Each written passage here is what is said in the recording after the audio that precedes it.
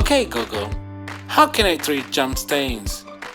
Dab the stain, and soak it in a solution of bicarbonate powder and water.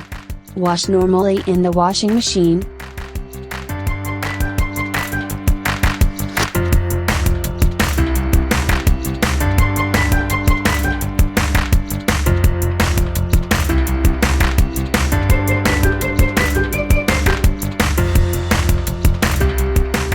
Start short cycle.